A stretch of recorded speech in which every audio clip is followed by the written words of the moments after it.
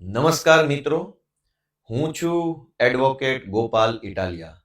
આજે 9મી જુલાઈ 2025નો દિવસ છે. ગઈકાલે સાંજના સમયે બાર કાઉન્સિલ ઓફ ગુજરાતના ચેરમેનશ્રીએ એક વિડીયોના માધ્યમથી ગુજરાતભરના વકીલશ્રીઓને એક સંદેશ આપવાની કામગીરી કરી. બાર કાઉન્સિલ ઓફ ગુજરાતના ચેરમેને એવું કહ્યું કે તેમણે ગુજરાતની સરકારમાં મુખ્યમંત્રી, કાયદા મંત્રી અને ગૃહમંત્રીને અગાઉ એક પત્ર લખ્યો હતો કે વકીલ અને પોલીસ વચ્ચે વધતા જતા ઘર્ષણ બાબતે તેઓ વકીલોના પ્રતિનિધિ તરીકે, વકીલોની માતૃ સંસ્થાના પ્રતિનિધિ તરીકે સરકારને મળવા માંગે છે. આવો પત્ર ચેરમેનશ્રીએ લખ્યા પછી પણ ગુજરાતની સરકારે કોઈ પ્રત્યુત્તર આપ્યો નહીં, કોઈ જવાબ આપ્યો નહીં. જાણે કે ગુજરાતભરના વકીલોની માતૃ સંસ્થા એટલે કે બાર કાઉન્સિલ ઓફ ગુજરાતની જાણે કે કોઈ વેલ્યુ ન હોય, જાણે કે એનું કોઈ મહત્વ ન હોય, એવી રીતે ગુજરાતની સરકારે બાર કાઉન્સિલ ઓફ ગુજરાતના ચેરમેનશ્રીના પત્રને અવગણ્યો. રાજપીપળાની અદાલતની બહાર જે ઘટનાક્રમ બન્યો કે અદાલતના દરવાજા પોલીસે બંધ કરી દીધા અને પોલીસ ઇન્સ્પેક્ટરે મને અને અન્ય એક વકીલને અદાલતની અંદર આવતા રોક્યા. આ ઘટનાનો ઘેરા પ્રત્યાઘાતો પડ્યા. ગુજરાતભરના શરૂઆતમાં તો તાલુકા બાર એસોસિએશન, ત્યારબાદ જિલ્લા બાર એસોસિએશન અને પછી ગુજરાતભરના અલગ અલગ અનેક બાર એસોસિએશને ખુલીને વકીલ સાથે થયેલી ઘટના, ન્યાયતંત્ર ઉપર જે પોલીસે તરાપ મારવાની કોશિશ કરી એનો ખુલીને વિરોધ કર્યો. ગુજરાતભરના અનેક તાલુકા, અનેક જિલ્લાના વકીલ મંડળોએ ઠરાવ કરીને, મીટિંગ કરીને એનો વિરોધ કર્યો. એ બદલ હું જેણે પણ આ મીટિંગ કરી, ઠરાવ કર્યો, વિરોધ કર્યો, એ તમામ બાર એસોસિએશનનો હું હૃદયપૂર્વક આભાર વ્યક્ત કરું છું. પરંતુ મૂળ વાત કે બાર કાઉન્સિલ ઓફ ગુજરાતના ચેરમેનશ્રીએ સરકારને મળવાનો સમય માંગ્યો, એ સમય ક્યારેય મળ્યો જ નહીં. ત્યાર પછી આ રાજપીપળા વાળી ઘટના બની, ફરીથી વકીલ અને પોલીસના ઘર્ષણનો મુદ્દો ચર્ચામાં આવ્યો. ગુજરાતભરના બાર એસોસિએશનોએ સ્ટેન્ડ લીધું. ફરી એક વખત ગુજરાત બાર કાઉન્સિલના ચેરમેનશ્રીએ ફરી સરકારને પત્ર લખ્યો કે હું મળવા માંગુ છું, ઘર્ષણના બનાવ વધતા જાય છે. આ પરિસ્થિતિ શું સૂચવે છે? એક તરફ વકીલ ફ્રેટર્નિટી, વકીલ આલમ વર્ષોથી એવું કહે છે કે વકીલો ઉપર હિંસાના ઘટનાઓ વધી રહી છે, વકીલોને અપમાનિત કરવાની ઘટનાઓ વધી રહી છે. અને મુદ્દો માત્ર વકીલો અને પોલીસ વચ્ચેના ઘર્ષણનો નથી. હું અનેક ગામડાઓમાં ફરું છું, મારા પોતાના અનેક વકીલ મિત્રો છે. ઘણી બધી વખત હું અદાલતોમાં જઈ એમ જ વકીલ મિત્રો સાથે બેસીને ચર્ચા કરતો હોઉં છું. નવા એલએલબી થયેલા અને એઆઈબી ની પરીક્ષાની તૈયારી કરતા જુનિયર વકીલશ્રીઓ સાથે પણ ચર્ચા થતી હોય છે. વાત માત્ર પોલીસ અને વકીલના ઘર્ષણની નથી.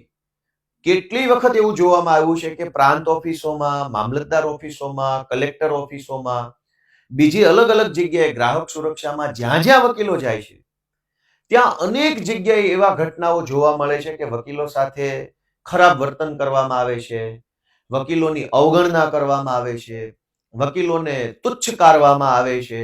સરકારી તંત્રના માણસો છે એ વકીલોને જાણે કે આ આવી ગયા એવી માનસિકતાથી એમને ટ્રીટ કરે છે, ઇલ ટ્રીટ. તો એક જ પ્રશ્ન નથી. વકીલો જે છે એને તો આ દેશની આઝાદીમાં યોગદાન આપેલું છે. આ દેશના કાયદા ઘડવામાં મહાન કાયદાશાસ્ત્રી ડોક્ટર બાબા સાહેબ આંબેડકરે યોગદાન આપેલું છે. દેશની આઝાદીના લડવૈયા બેરિસ્ટર મહાત્મા ગાંધી છે. લોખંડી પુરુષ સરદાર વલ્લભભાઈ પટેલ બેરિસ્ટર છે. જવાહરલાલ નહેરુ બેરિસ્ટર રહી ચૂક્યા છે. દેશ આઝાદ થયા પછી અનેક મંત્રીઓ, વડાપ્રધાનો, મુખ્યમંત્રીઓ, વકીલો આવ્યા છે. તો વકીલ છે એ હંમેશા સમાજની અંદર એક નવું કામ કરવાના, સારું કામ કરવાના, સમાજને ઉપયોગી બનવાના એક મશાલચી રહ્યા છે, ટોર્ચ બેરર જેને કહેવાય. તો વકીલો જ્યારે ગુજરાતની સરકારને મળવા માંગતા હોય તો સરકારને મળવામાં શું વાંધો છે? મળીને ચર્ચા થાય, વકીલોની માંગણીઓ સાંભળવામાં આવે, એમાંથી જે વ્યાજબી હોય એના ઉપર કામ ચાલુ થાય. પણ મળવાની જ કોઈ હાય નહીં, નાય નહીં. અને જ્યારે આખા ગુજરાતના વકીલોની માતૃ સંસ્થા બાર કાઉન્સિલ ઓફ ગુજરાત જ્યારે પત્ર લખે, એના ચેરમેન પત્ર લખે અને એનો કોઈ જવાબ ન મળે આખા ગુજરાતમાં, એ તો બહુ મોટી દુર્ભાગ્યની બાબત કહેવાય. કેમ કે વકીલો તો હંમેશા જનતાનો અવાજ બનવાનું કામ કરે છે. ન્યાયતંત્રની અંદર રહીને ન્યાયની પ્રક્રિયાનો હિસ્સો બનીને અન્યાય અટકાવવાનું અને ન્યાય કરાવવાનું કામ વકીલો કરે છે. અને એ જ વકીલો સાથે ગુજરાતમાં અનેક વકીલોની હત્યા થઈ ચૂકી છે. અને અસીલોના અંદરો અંદરના ઝઘડામાં ઘણી વખત સમાધાનની પ્રક્રિયા હોય, ઘણી વખત પતિ પત્નીનો કેસ હોય, ઘણી વખત કોઈ ક્રિમિનલ્સ હોય. જામનગરમાં હત્યા થઈ ગઈ, રાજકોટમાં હત્યા થઈ ગઈ, એ સિવાય વકીલો ઉપર હિંસા કરી લેવાના અનેક ઘટનાઓ બન્યા છે. અને માત્ર હિંસા મુદ્દો નથી, વકીલો સાથેનું અનેક ઓફિસોમાં અધિકારીઓ છે એ વકીલોને બહુ ખરાબ રીતે એની સાથે વર્તન કરે છે.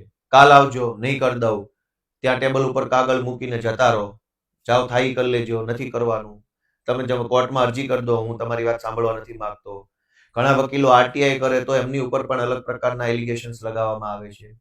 અને વાત એટલેથી નથી અટકતી, ઘણી વખત એવું પણ બને છે કે ડાયસ ઉપરથી વકીલોને ખખડાવવામાં આવે છે, ડાયસ ઉપરથી વકીલોને ઉતારી પાડવામાં આવે છે, ડાયસ ઉપરથી એવું વર્તન કરવામાં આવે કે જાણે વકીલ છે એ કોર્ટ ઓફિસર નથી, પણ જાણે કે કંઈક ઉછીના કે પૈસા માંગવા આવ્યા હોય એવી રીતે ડાયસ ઉપરથી ઘણીવાર ખરાબ વર્તન વકીલો સાથે થાય છે.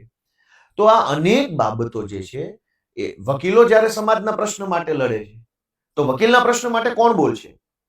તો દોસ્તો, મારે આજે વિડીયોના માધ્યમથી બસ એટલું જ કહેવાનું છે કે વકીલોને પણ પોતાના હક અધિકાર છે, વકીલોની પણ સમસ્યાઓ છે, અને એના માટે હું ગુજરાતભરના વકીલોને સહયોગ પણ માંગુ છું. અને એક વકીલ ધારાસભ્ય તરીકે હું એડવોકેટ છું, એનું મને ગર્વ છે.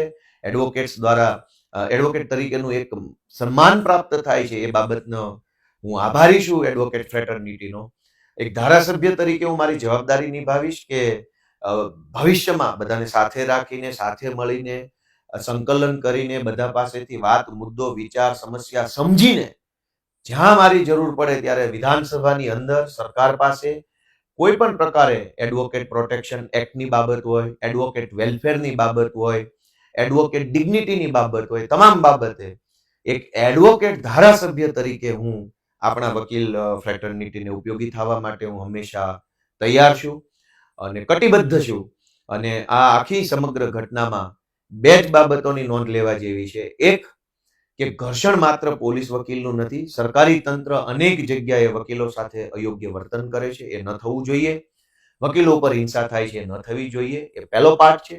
બીજો પાર્ટ, કે આટલા ગુજરાતભરના 1.5-2 લાખ કરતા વધુ વકીલોની બનેલી સંસ્થા બાર કાઉન્સિલ ઓફ ગુજરાત જ્યારે સરકારને મળવા માંગતું હોય અને સરકાર એનો કોઈ જવાબ જ ન આપે, એ આપણા માટે અત્યંત એટલે અત્યંત દુર્ભાગ્યની બાબત છે, અત્યંત ખરાબ બાબત છે, નિંદનીય બાબત છે. આશા રાખીએ કે વહેલામાં વહેલી તકે ગુજરાતની સરકાર ગુજરાતના વકીલોની સમસ્યા જાણવા માટે સમય ફાળવે. જય જય ગરવી ગુજરાત.